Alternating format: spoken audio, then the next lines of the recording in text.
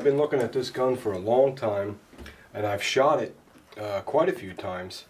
And this is the awesome Smith & Wesson M&P Shield. This is the 9mm. Usually I've seen them in 40 a lot. I told you about the 40. It really messes up my, aggravates my arthritis that I have. I hate to keep bringing it up over and over, but that really is one of the reasons why. I'm kind of steering away from it a little bit. Not because I don't think it's a good round. I think it's a good round. But the 9mm is working out better for me. Okay, so this is I've been waiting for the Smith & Wesson 9 to pop up, and the story behind this is a guy brought this in the shop. This is what's great about working in a gun shop, man. I mean, I'll tell you what, when you're working a shop like that, you really got to have money saved all the time, because once in a while something's going to come around and you're going to have a real good opportunity of getting something, you know, an excellent deal. I was going to purchase one of these later, like around in the summertime, because they're small and they're great for a summer carry. But this is great for all year round carry. A lot of cops at work use these as their backup. I shot my friend Jimmy's. I put the whole box of 50 rounds right in the red at like between 8 and 9 yards, and it wasn't hard to do. I mean, I could not believe how straight I could shoot with the Shield. That really put me over the top after I shot Jimmy's Shield. I don't know what else I could tell you about it. I could tell you all different things. One good thing is about it, you got to remember, these little guns, they're not really built for high round count. Like, in other words, they're not really built for pounding them at the range all the time. It really beats up the gun. But the Shield is definitely an exception. There's another guy out there, a pretty famous YouTube channel. He has over 7,000 rounds to this Shield. That's a lot of friggin' shooting for this little gun with 0 failures. How about that? That's very impressive for a little gun like this, and it's still going, no problems. Also, my friend Jeff Bluevman is a big fan of the Shield, which I respect his opinion, because he shoots a lot. I listen to people who shoot a lot, and I would like to become one of those people who shoot a lot, so I can give you a really accurate review on these firearms that I do. Most of the guns I review, it's mostly show and tell, and I show it and I'm like, well, we'll see what happens. Then you find out later it sucked and I sold it, or I didn't like it, I just didn't shoot it well. I need to get more trigger time behind these guns that I show you, which I can now because of where I work, thank God for that. So that just helps the channel. But what I do know about these guns is they are a high round count gun, and they can handle a lot of use and a lot of practice. So they're built for that. It's built solid. It's a really solid feeling gun. If you ever held an XD in your hand, you know that it feels like a brick. This is what this feels like. I see some people compare it to a Glock 26. Why would you do that? I don't agree with comparing this to a Glock 26. A Glock 26 is a whole different system. A Glock 26 is a double stacked magazine framed weapon. It's way thicker. It's nothing like this. If you're going to compare this to anything, you compare it to an LC9, compare it to a Beretta Nano, you compare it to maybe even a Walther PPS. Something slim like it, same size, single stack mag, same gun, with a different name on it. That's what you're supposed to do a comparison with. So I'm not going to sit here and compare it with the Glock 26, because this carries completely different than a Glock 26, because it's a whole different type of frame on here. What I do like about it is it's very clean. There's no big safety sticking out the side. You guys know ever since I got used to Glocks and trying to hone my craft with shooting, I'm used to them now, so they're very clean on the sides. There's not a lot of crap sticking out. It does have a thumb safety, which is good, because some people feel better with a thumb safety. It's a striker fired pistol, which is great. It's got a wonderful reset. Okay, and this is just a stock trigger. Resets right there, and when it resets, it doesn't move anymore. It stays stiff, and then you get a nice clean break. That's what you want. Some guns, they reset, and then when you pull the trigger, they still move a little bit, and then they break, like the HK. That's what I can't stand about the HKs. But I do shoot the HKs well, but I shoot the Glocks better because they do not have that movement after the reset. The Beretta 92 also has that movement behind the reset. So it's all what you're used to, it's all what you train with. So this is very, as far as trigger wise, very Glock-like. It's got that nice positive click reset, click, and now I'm ready, I'm on target, I'm ready to pull the trigger again, bang. When I shot Jimmy's gun, his is a stock trigger, wasn't the Apex trigger. I was able to keep the entire box of ammo in the red zone, which is to me a huge thing for me. I might get the Apex put in it. I don't know. I'm thinking about it. I don't know. If I can make the trigger a little nicer, I can even shoot it a little nicer. But at the same time, you have to remember, this is a carry gun. You don't want to make the trigger too light. And I don't think the Apex makes it light. It makes it a lot smoother. So we'll look into that. And if we do it, of course, we'll video it and show you how it's done. I have a video on the M&P Shield with Ron's gun that we put the big dot sights on there. Them sights are great, but I think I'm just going to keep these on there. I like the 3 dots. They're very, very visible. They catch your eye very quickly. I know the big dots are better for self-defense and fast acquisition and all that, but I don't shoot real well with them. So I got to stick with what I shoot well with. 3 dots. Yes, it does have a thumb safety, and what I like about this thumb safety on this, it's not an issue. It's great for people that don't like thumb safeties, and it's great for people that do like thumb safeties because they notched out a pocket, and the thumb safety sits in flush with the frame and sits in its own pocket.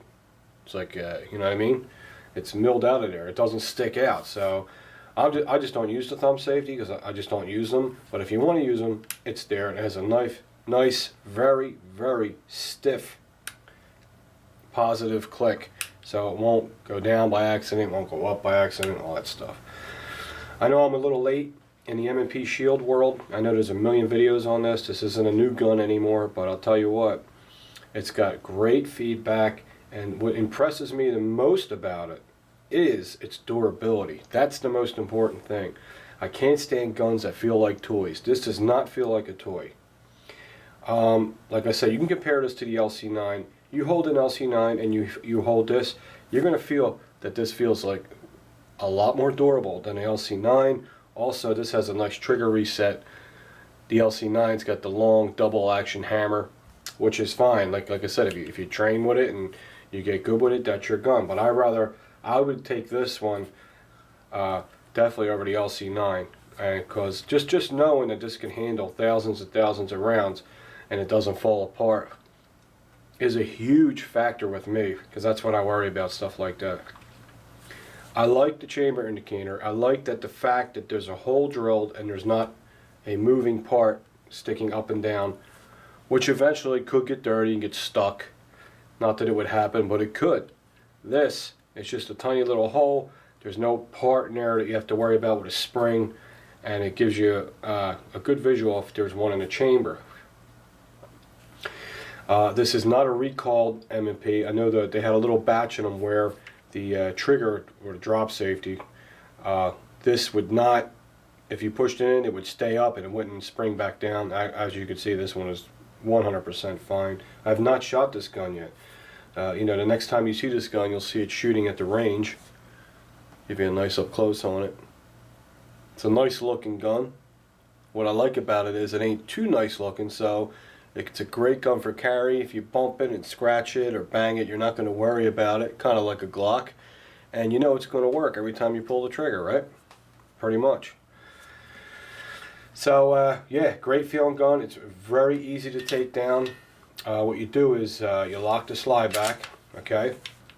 And then there's a little lever in there. Now you can either stick your finger in there and be careful, because this closes on your finger, you're going to be screaming like Tom and Jerry because it's going to hurt. Or you can just get a pen or a pencil and just get the little lever, push it down like that. It's real simple. What I like about this gun, you don't have to pull the trigger to disassemble it. Then, like a Sig Sauer, it just swings down this lever switch right here. Okay. Then all I do is push it back, release the slide, and the slide comes right off. Very, very easy. If you look at the internals of that frame, it's very Glock-like. Well, this style of guns, you know, all look like Glocks inside there. It's got a nice, thick, sturdy frame. When I take the slide off, I always try to squeeze it to see if it squishes in and out, and there's no movement at all. It's very, very solid. I look for all that stuff. It's got nice, big, thick steel rails. You got 1, 2, 3, 4. There's your oil, your lubricating points. You just put a drop of oil on them, and that's it. No more than that.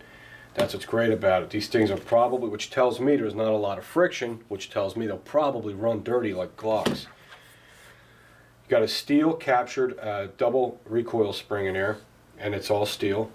That's a good thing. Okay, it's very easy to take out, and the barrel comes right out. Just push your finger underneath, just like that, and it's like very, very simple, just like a Glock or an XT. Zip, zip, zip. You clean it all up. There's not a lot of parts. Very, very simple. Like I said, it is striker fired. Nice looking gun. I got a holster from Century Gun Leather coming. It's called a taco holster, like this. I love his holsters. I've had thousands of in the waistband holsters, and right now, this is my favorite. I wear this all the time from when I'm carrying my 26 or my 19. What he does is when he makes the inside holsters, he purposely makes the inside holsters thin Kydex so they flex with your body when you get up and sit down. And then he has an extra strong, thick leather strap to keep it secure in your belt. Genius, Sean, genius. I'm very excited about the holster I'm going to get for the Shield. He's sending me the same type of taco holster, I think they call them. Back to the Shield here. Same thing, striker fired pistol, you know, same design. It's a great design. I think the finish on the slide is a melanite from Smith & Wesson, and that's pretty much it. There's not much to say about it. It's simple, and that's a good thing. Remember, when you put these slides on, watch out for this ejector. Don't ram it into the frame. You don't want to bend that. Just put it on, make sure it goes on nice and easy. Sorry about that. The fucking phone again. Sorry about that. The UPS guy should be here soon too, because I'm getting something for my Mossberg 590A1. It's just too long, the gun, so I got to stretch to pump it. So got something really cool from ATI coming. You guys are gonna love this, I think. I hope. Anyway, again, when you put this on, don't rush. Get it on. Don't ram into that ejector. Lock it back. Flip the switch. All right. Then what you could do is you don't have to do this.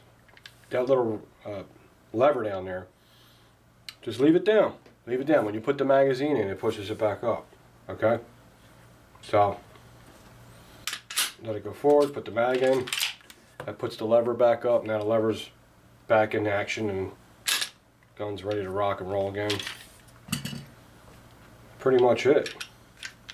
Nice gun. Nice gun. Feels real good. I hope I have a good one, because you guys know if there's a bad one, I'm the one that gets it. So far, I can't say anything about it. I haven't shot it. So, but I've shot Ron's, I've shot Jimmy's. I know tons of people that have them, and we can't keep these in stock. As soon as we get them in, usually the gun don't even make it to the shelf. It don't even make it to the glass case. It's already spoken for before it even comes in. That's how hard it is to get these in. So when this came around, I took advantage of it and grabbed it. Hope you liked the video, guys. These are price-wise, they're in the high 3s to the low 4s. We sell them, I think, for like $4.15 or something like that. Our prices are good in the Pennsylvania, Delaware County area anyway. We're lower than anybody. I've seen these for like $435, $440. We got them for $415 or something like that. So very nice gun. Let's see how she shoots. Talk to you guys soon. Hope you liked the video.